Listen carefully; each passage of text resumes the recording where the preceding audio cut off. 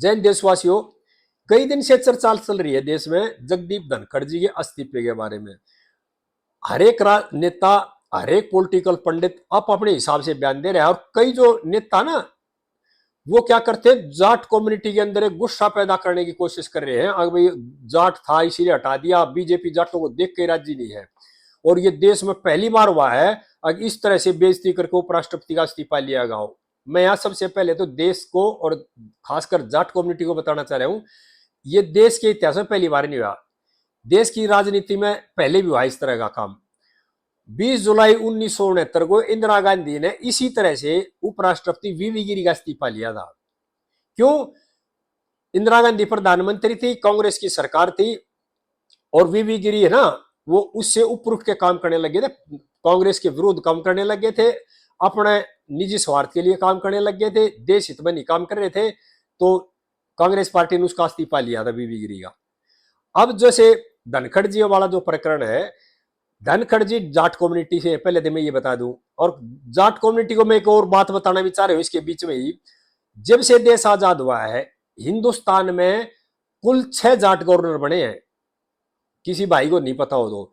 और 6 जाटों में तो सबसे पहले जो गवर्नर बना था वो चौधरी चरण सिंह ने बना था, चंद्रावती को, और चौधरी चरण सिंह उस टाइम प्रधानमंत्री थे। उसके बाद देवीलाल राजनीति के शिखर पे थे, वीपी सिंह प्रधानमंत्री थे, देवीलाल उप प्रधानमंत्री थे। उस टाइम 2 गवर्नर बनाया था, डॉक्टर संपूर्ण सिंह को और वर्मा जी को। कितने हुए? 3 गवर्नर बने थे। मोदी जी ने कितने बनाए?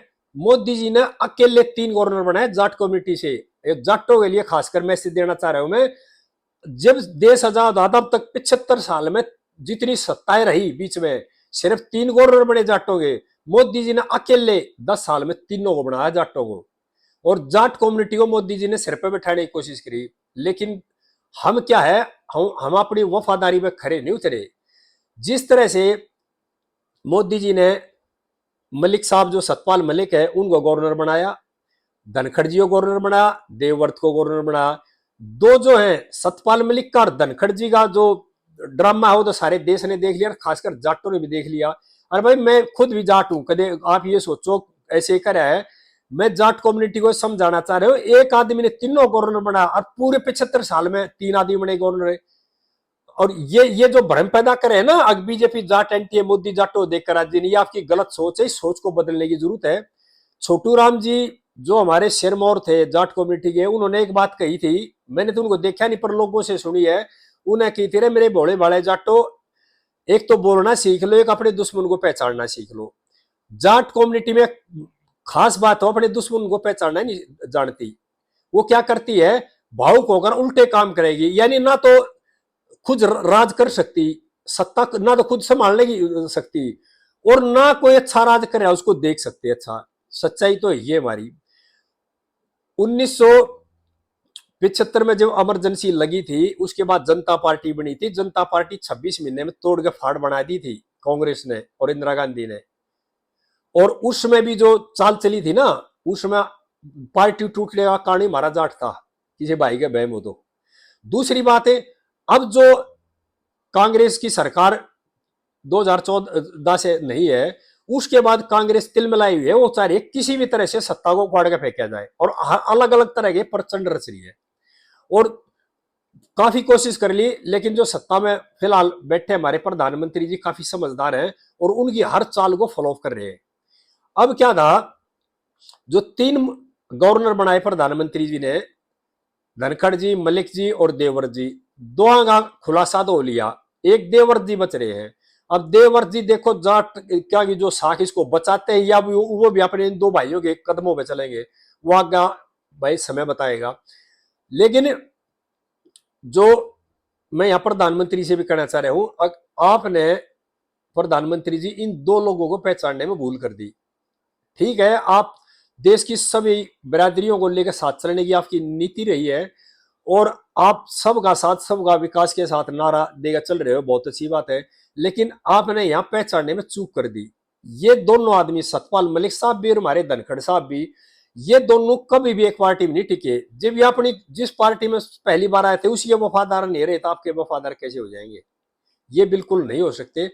और यहां पर जो आगे बात करते हैं धनखड़ साहब के इस्तीफे के प्रकरण पे, धनखड़ साहब को गवर्नर बनाया, धनखड़ साहब को उपराष्ट्रपति बनाया, आज तक जाट कम्युनिटी में इस पद तक कोई नहीं पहुंचा है।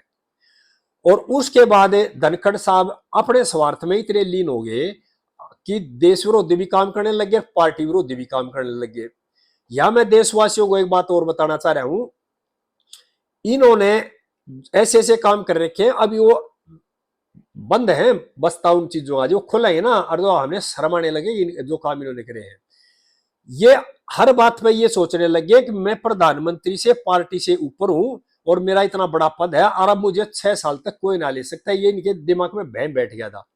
लेकिन इनको ये पता नहीं, जो आदमी बनाना जानता है ना, वो हटाना भी जानता है।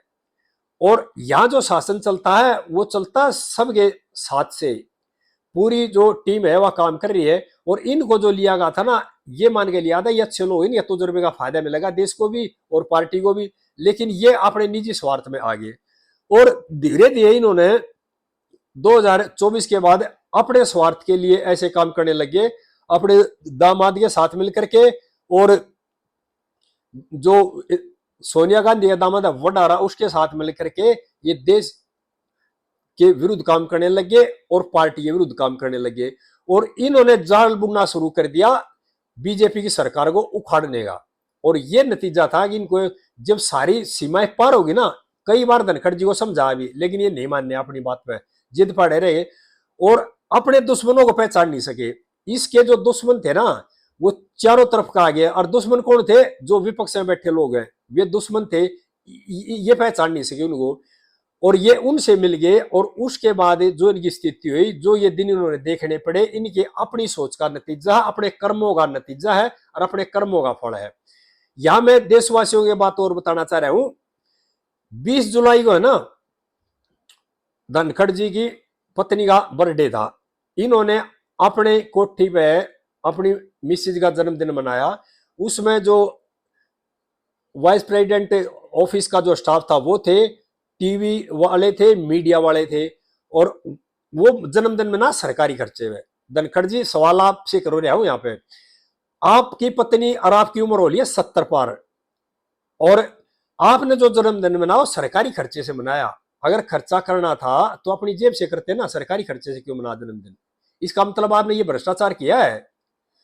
और इस तरह ये कई कर रखे, एक नहीं कर रखा, और इसलिए आपकी जुबान पे ताला लग रहा है। आगे इस प्रकरण का पूरा धीरे धीरे सारी जो परतें खुल जाएंगी धीरे धीरे। लेकिन अगर ये झूठ है, सभी लोग कह रहे भाई जन्मदिन मनाया था, नहीं मनाया था, तो आप खुल के कहो जी नहीं मना, लेकिन ये सच्चाई है, मनाया था। और जो सत्ता होती है ना, हमेशा सत्ता होती है।